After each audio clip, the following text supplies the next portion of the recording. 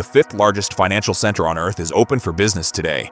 The towers are lit, the hotels are full, the airport is moving 80 million passengers a year through its terminals, and the cranes have not stopped turning on the skyline. And yet, if you know where to look, not at the skyline but beneath it, at the capital flows and the correspondent banking relationships and the quiet decisions being made in family offices from London to Singapore, you begin to see something the tourism statistics will not show you and the hotel occupancy rates will not confirm. You begin to see that in Dubai right now, the gap between what a financial city looks like and what it actually is has never been wider. And in every great capital flight in history, that gap is where the story begins. This is not a story about war.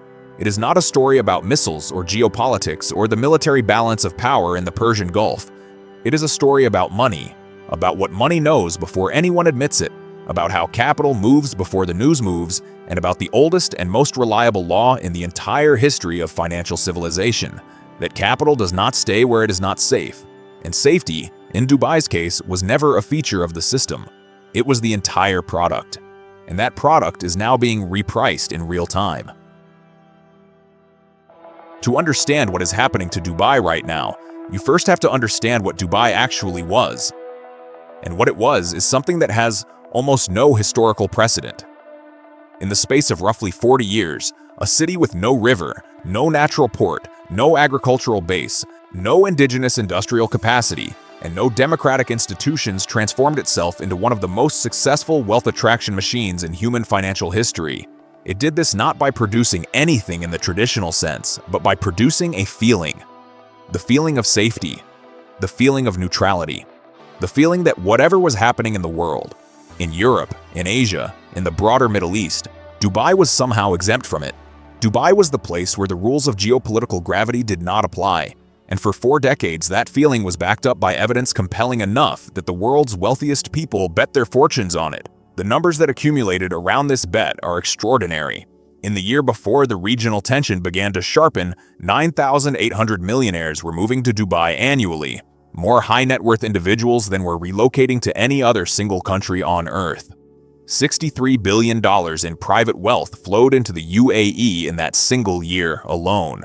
The Dubai International Financial Center, the DIFC, the glass and steel ecosystem in the heart of the city that houses the regional headquarters of Goldman Sachs and Citi and Standard Chartered and HSBC and hundreds of smaller funds and family offices, was managing $1.2 trillion in assets. In Britain alone, 16,500 millionaires left in 2025, and the majority of them were not moving to Switzerland or Singapore. They were moving here, to Dubai, to the city that had positioned itself as the ultimate hedge against everything that could go wrong in the world. What they were buying when they bought a golden visa and a penthouse on Palm Jumeirah and opened a private banking relationship at the DIFC was not a home. They were buying an insurance policy. They were buying the belief that no matter what happened in their home country, no matter how aggressive the tax regime, no matter how unstable the political environment, no matter how uncertain the regulatory future, there was always Dubai, stable, neutral, open, safe. And now they are beginning to ask themselves with a quiet urgency that does not yet appear in the headline data whether the insurance policy is still valid. What shifts first in a city built entirely on perceived safety is not the real estate price or the GDP figure or the trade volume. What shifts first is the private conversation, the phone call between a family office manager and a principal who has been watching the news, the quiet meeting in a Mayfair townhouse or a Zurich private bank where someone asks, not dramatically but practically, whether the Dubai allocation needs to be reconsidered. These conversations are happening now. They are not yet visible in the data. They will be in 6 months, in 12 months, in the transaction volumes and the vacancy rates and the capital outflow figures that statisticians will eventually publish. But the money moves before the data does. It always has. This is what capital flight actually looks like in its early stages, and it looks nothing like what people imagine.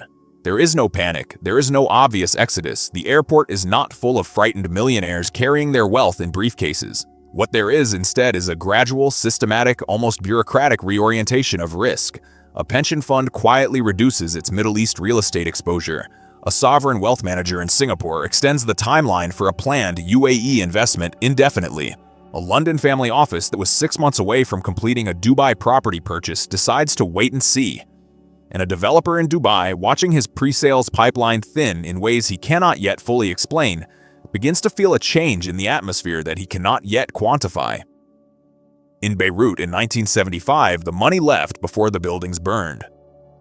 In Kuwait in 1990, the capital was moving before the tanks crossed the border. In Hong Kong in the years after 1997, the financial reorientation, the quiet, systematic shift of assets and legal structures and corporate domiciles towards Singapore and London happened slowly enough that it was easy to miss until it was impossible to ignore. These cities did not lose their wealth in a single dramatic moment. They lost it in 1,000 small decisions made by people who were not panicking, but who were, quietly, updating their understanding of where in the world it was rational to keep money. Dubai is now the city in which those decisions are being made. The structural vulnerabilities that underpin this moment were visible long before the regional atmosphere began to shift. They were visible to anyone who was paying attention, and crucially, they were visible to the people who are now making the decisions to move their capital elsewhere. The first and most significant vulnerability is in real estate, because real estate is not simply a sector of Dubai's economy. Real estate is, in a fundamental sense, the economy.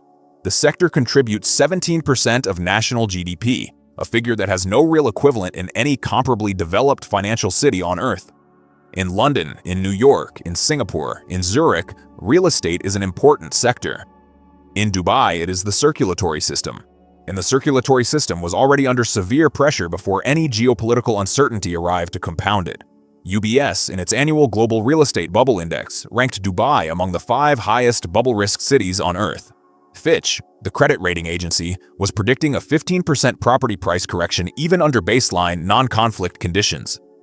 A correction driven primarily by a supply dynamic that has no precedent in Dubai's modern history. 210,000 new housing units are currently entering the Dubai market. That number is not a forecast. It is already under construction, already committed, already in the pipeline. It represents double the supply volume of the previous 3-year average, entering a market that was already being described by the most credible analytical voices in global real estate as significantly overvalued. What this means in practical terms is that Dubai's real estate market entered this period of geopolitical uncertainty already carrying a structural correction that had not yet been allowed to happen. The question that buyers and investors and family offices are now asking themselves is not simply whether Dubai property values will fall because of regional instability.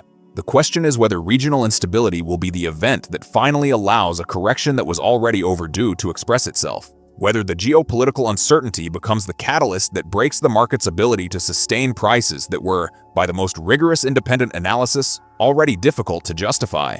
That question is not rhetorical. It is being answered right now in the decisions of the 9,800 millionaires who were moving to Dubai every year and who are now, in meaningful and measurable numbers, not moving. There is a concept in financial geography called the safe haven premium. It is the additional price that investors are willing to pay. For real estate, for financial services, for currency exposure, for any asset, simply because of where that asset is located. Swiss real estate carries a safe haven premium. London carries a safe haven premium, even diminished from what it once was. Singapore carries an increasingly large one. Dubai's safe haven premium, for the better part of 2 decades, was among the highest in the world. Investors were not simply paying for a penthouse on Palm Jumeirah, they were paying for the certainty that Palm Jumeirah was in a place where penthouses were safe. Safe haven premiums are not permanent. They are not guaranteed by geography or by architecture or by the quality of a city's financial regulation. They are guaranteed by one thing only: the sustained, credible belief that the place in question is safer than the alternatives. And they can collapse with extraordinary speed, not because anything has necessarily happened, but because enough people, making independent decisions with their own money and their own risk analysis, have simultaneously concluded that the premium is no longer justified, that the belief that underpinned it has shifted, that safety, the product Dubai was selling, is no longer available at the price Dubai was charging for it. What makes this moment particularly significant is that the financial institutions that most publicly embodied the safe haven premium, the global banks whose regional presence was itself evidence that Dubai was where serious international capital felt comfortable, are now doing something that would have been unthinkable 2 years ago. Goldman Sachs, Citi, Standard Chartered. These are not cautious institutions. They are institutions that have built their entire regional strategy around the assumption that Dubai was a durable, stable home for international capital, and they are now issuing work-from-home guidance to their Dubai-based staff. They are, in the quietest and most corporate of languages, beginning to communicate to their people and to their clients that Dubai is not, at this moment, where they are certain they want to be. It would be difficult to overstate how significant this signal is. Because when the institutions that exist to manage risk decide that a place carries more risk than they are comfortable with, they are not making an emotional judgment. They are making an analytical one. And the analytical judgment of Goldman Sachs and Citi and Standard Chartered is not a minor data point in the story of Dubai's financial future. It is, in many ways, the story. There is a particular irony at the center of this moment that financial historians will eventually spend a great deal of time examining. Dubai built its financial empire by positioning itself as the alternative to instability. It attracted capital that was fleeing uncertainty in Britain, in Russia, in China, in India, in Iran, in Egypt, in the broader Middle East. It was the place you brought your money when the place you were in became too uncertain to trust. And it filled that role with extraordinary success for an extraordinary length of time. But the logic of that position contains a fragility that was always structural and never fully resolved.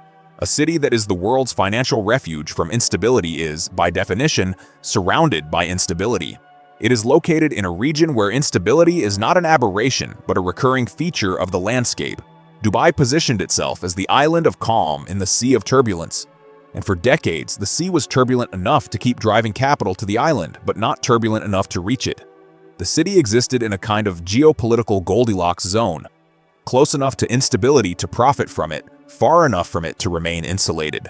What is changing now is the size and the nature of the turbulence, not because anything about Dubai's physical infrastructure or its regulatory framework or its governance has changed, but because the perception of the distance between Dubai and the instability surrounding it, the psychological distance that was always, in the end, the only thing separating a safe haven from a danger zone, is compressing. And perception, in a city whose entire financial model rests on perception, is not a soft or secondary variable. It is the foundation. The Golden Visa Program, the mechanism by which Dubai converted geopolitical anxiety in the world's wealthy democracies into direct high-net-worth migration, was perhaps the most elegant financial policy instrument of the early 21st century. For a relatively modest property investment, a foreign national could obtain legal residency in a zero-income tax jurisdiction with world-class infrastructure, stable currency, and a government that asked very little of you in return for its hospitality. The program was not designed for people who wanted to become Emirati. It was designed for people who wanted an exit option, a second home for their money in a world that felt increasingly unstable. It worked. The 9,800 millionaires arriving annually were not arriving because they loved the desert heat or the particular character of Dubai's cultural life. They were arriving because their advisors had told them that Dubai was the most cost-effective and the most credible safe harbor for international private wealth on Earth. And for years, that advice was correct. What is now being tested is not the program itself, but the premise that underpinned it. Exit options are only valuable if the place you are exiting to is actually safer than the place you are exiting from. The moment that distinction becomes unclear, the moment the safe harbor begins to feel less categorically safe than the world it was designed as a refuge from, the calculus changes. The millionaires who came to Dubai for the insurance policy did not come because they liked Dubai. They came because they needed the insurance. An insurance that no longer clearly pays out is insurance that people stop paying premiums for. The direction of millionaire migration is not yet reversed in the official statistics, but the pipeline, the conversations, the visa applications, the preliminary property searches, the family office due diligence is measurably thinning. The people who study these flows for a living, the private bankers and the migration advisors and the international real estate brokers who built their practices on the Dubai Golden Visa wave, are describing something they have not encountered before in this market. A hesitation, a pause, a sudden increase in the number of clients who were ready to commit and who are now waiting. In financial markets, a pause is rarely just a pause. It is almost always the first observable moment of a larger directional shift that has already begun in the private decisions of the people who move first. The $1.2 trillion that sits inside the DIFC. Managed by the banks and the funds and the family offices and the asset managers who built their regional operations in that mile-square enclave of glass and steel, is not going to move overnight. Capital at that scale does not move overnight. It moves in the way that glaciers move, invisibly at first, detectable only to those who are measuring with sufficient precision, and then, when the accumulation of small movements reaches a threshold, visibly, dramatically, and in ways that cannot be reversed. What is happening inside the DIFC right now is not yet a glacier moving. It is the beginning of the conditions under which a glacier begins to move. It is the quiet accumulation of risk reassessments and mandate reviews and client conversations and regulatory contingency plans that, taken individually, mean very little, and taken in aggregate, mean that the financial center is beginning to process a reorientation that will take months or years to fully express itself in the data. The correspondent banking relationships that make the DIFC function, the relationships that allow a family office in Dubai to move money efficiently to accounts in New York and London and Zurich and Hong Kong, are themselves sensitive instruments. They are built on regulatory comfort and geopolitical predictability. When geopolitical predictability decreases, compliance departments at the world's major banks begin to reassess those relationships. Not in dramatic ways, not in ways that generate headlines, but in the quiet, procedural language of enhanced due diligence and extended transaction processing times and the gradual narrowing of the range of transactions that correspondent banks are comfortable facilitating. These changes are already beginning.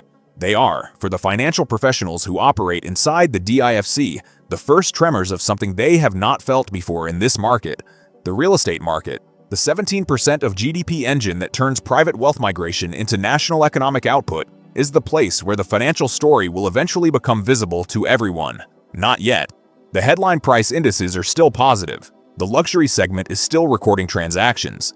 The branded residences and the waterfront developments and the off-plan launches are still generating interest.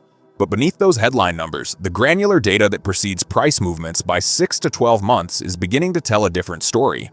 The velocity of transactions, the speed at which properties move from listing to sale, is slowing in segments that were, until recently, among the most liquid in the world. The volume of international inquiries, particularly from the European and South Asian buyers who drove the post-2022 boom, is declining. The number of project launches that are achieving their pre-sales targets before breaking ground, the metric that developers watch most carefully because it tells them whether buyer confidence is real or performative, is falling below the levels that would have been considered acceptable 18 months ago. And into this softening market, 210,000 new housing units are arriving. That number is not negotiable. The cranes are already in the sky. The concrete is already poured. The units are already committed. They will come to market regardless of what the demand side looks like when they arrive.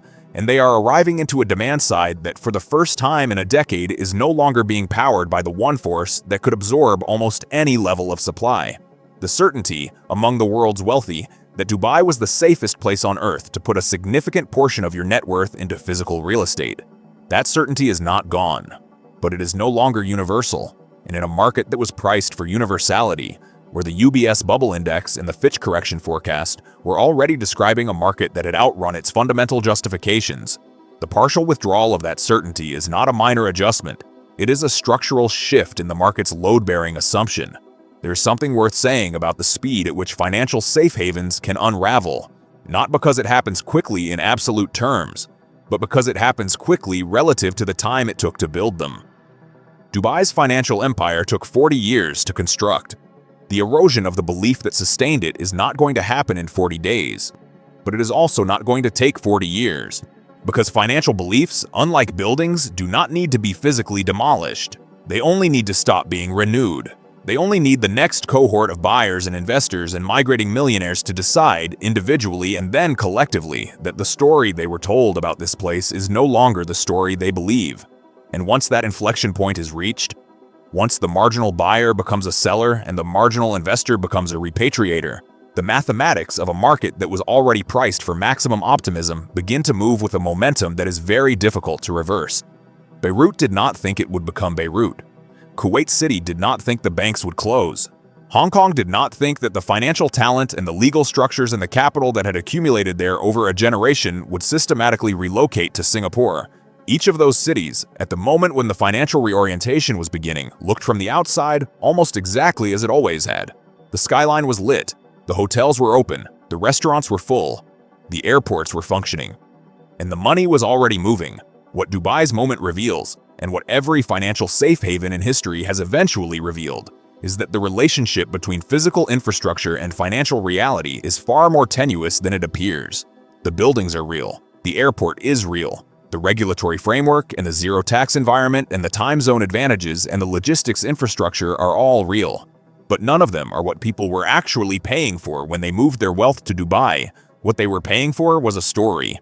The story that this particular set of buildings in this particular desert city in this particular region of the world was somehow exempt from the forces that have humbled every other financial center in history. That it was different. That it had found a way to build a financial empire in the middle of permanent regional instability and keep that instability at a permanent, safe distance. It is a story that Dubai told better than almost any city in modern history. The marketing was extraordinary. The physical execution was extraordinary. The pace of development, the speed at which the desert was converted into something that looked, from a distance, indistinguishable from a permanent and impregnable financial capital, was one of the genuine wonders of early 21st century civilization. But the story was always, in the end, a story. And stories, unlike buildings, cannot be maintained by construction workers and concrete.